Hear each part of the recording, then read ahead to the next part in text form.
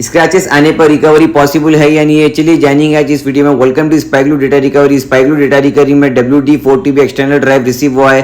Customer का problem ये था कि ड्राइव में क्लिकिंग नॉइज आ रहा, डिटेक्ट नहीं हो रहा है। तो कस्टमर ने स्पाइगलू डेटा रिकवरी को विजिट किया।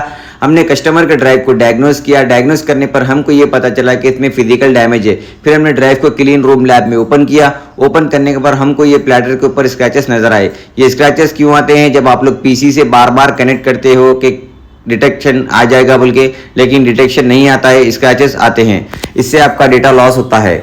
अगर आपको भी फ्यूचर में अगर ऐसा प्रॉब्लम आया है या आपका ड्राइव डिटेक्ट नहीं हो रहा है या क्लिकिंग नॉइज आ रहा है, तो आप लोग पीसी से बार बार कनेक्ट मत करिए। कनेक्ट करने से आपका डेटा लॉस हो सकता है। आप लोग सीधा स्पाइगलू डेटा रिकवरी को विजिट करिए, हम लोग आपका डेटा सेव कर सकते हैं। Thank you so much.